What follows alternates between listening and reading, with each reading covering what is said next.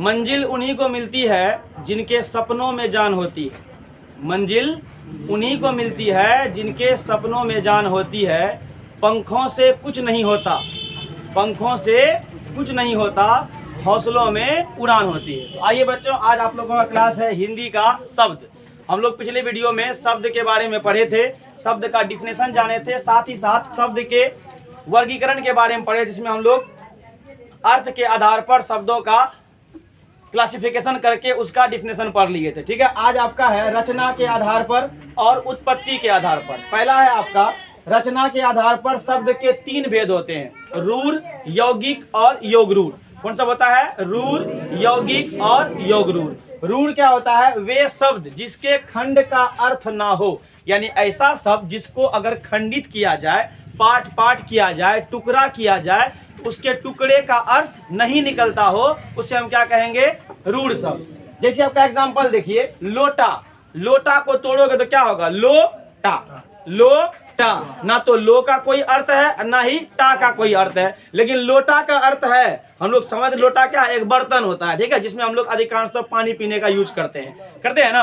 तो लोटा का क्या होता है? लोटा का अर्थ है, बट लोटा को तोड़ने पर लो और टा का अर्थ नहीं है, इसलिए कौन शब्द है? रूढ़ शब्द है। कटोरा, घर, बर्तन, ये सब ऐसा शब्द है जिस शब्द का अर्थ है, लेकिन उसको खंडित करने पर, उसको खंड करने पर उसका अर्थ नहीं है। ठीक है, आगे बढ़ते हैं। यौगिक। यौगिक क्या होता है? वे शब्द जिसके खंडों का अर्थ हो, उसे क्या कहेंगे? यौगिक कहेंगे। यानी ऐसा शब्द जिसका खंड करने पर उसके खंड का अर्थ निकलता है, यानी उसके टुकड़े का अर्थ निकलता है, उसे हम क्या कहते हैं? यौगिक। एग्जाम्पल में आपका विद्यालय, देव मंदिर। विद्यालय को आप तोड़ के देखिए, विद्या जोड़ आलय। विद्या मतलब ज्ञान, विद्या मतलब एजुकेशन, विद्या मतलब शिक्षा, विद्या मतलब जानकारी, ठीक है, और आलय मतलब क्या हो गया? घर। तो संक्षिप्त में अगर देखें तो क्या हुआ? ज्ञान का घर। यानी आपका स्कूल जो है, आपका विद्यालय जो है, वहाँ क्या हम लोग करते हैं? ज्ञान हासिल करते हैं, शिक्षा ग्रहण करते हैं, एजुकेशन लेते हैं, वो आपका क्या हो गया? ज्ञान का घर। देव मंदिर, इसको अगर आप खंडित करिएगा तो क्या होगा? देव जोर मंदिर, देव जोर मंदिर। देव मने भगवान, मंदिर मने घर, यानी भगवान का घर। इसके खंड का अर्थ निकल रहा है, इसीलिए ये आपका क्या है? यौगिक है। कोई दिक्कत नहीं।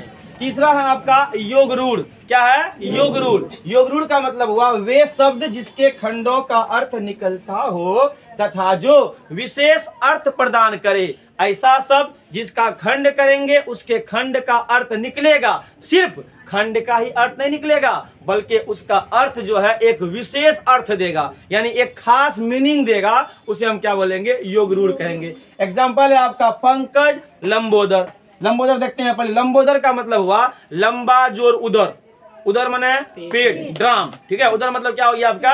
पेट। लंबा, लंब मतलब क्या हो गया? लंबा, यानी जिसका पेट लंबा हो, जिसका पेट लंबा हो, जिसका पेट बड़ा हो, ढकना हो, ढेर खाने वाला हो, वो कौन है? गणेश। ठीक है, गणेश जी को कहा जाता है, उसका पेट क्या होता है? लंबा होता है। तो लंबोदर का सेंस क्या है? लंबा पेट वाला, लंबा पेट वाला। तो लंबा पेट वाला एक नाम है जिसे हम लोग क्या कहते हैं? गणेश कहते हैं। यानी ये क्या किया? एक विशेष अर्थ दिया, एक खास अर्थ दिया।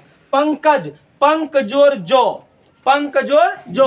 पंक माने कीचड़, जो माने उत्पन्न होने वाला, यानी कीचड़ से उत्पन्न होने वाला, कीचड़ से उत्पन्न होने वाला। और आपको पता होगा कमल कहाँ खिलता है? कीचड़ में। ठीक है, एक खास अर्थ निकला। पंकज का मतलब क्या हुआ? कमल। क्या मतलब हो गया? कमल। कोई दिक्कत?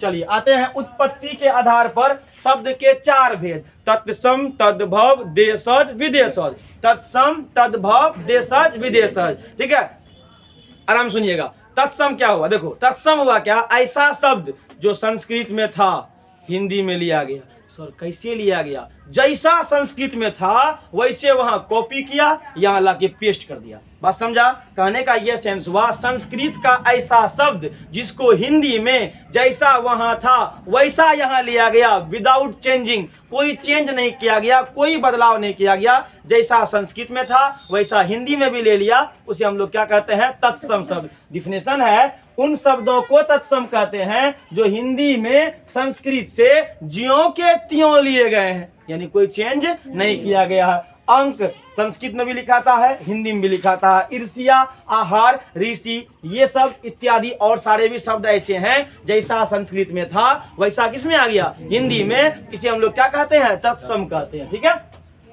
तद्भव क्या हुआ, ये भी लगभग सेम है। ठीक है, संस्कृत में था, हिंदी में लिया, लेकिन जियो का तियो ने थोड़ा सा क्या कर दिया, चेंज कर दिया, थोड़ा सा रूप क्या हो गया, बदल गया। ठीक है, थोड़ा इसके मुंह पे क्रीम पाउडर क्या करे, अधिक पोत दिया पकड़ के। ठीक है, तो ऐसा शब्द जो संस्कृत से हिंदी में लिया गया है, लेकिन उनके रूप में बदला हुआ, बदल गया।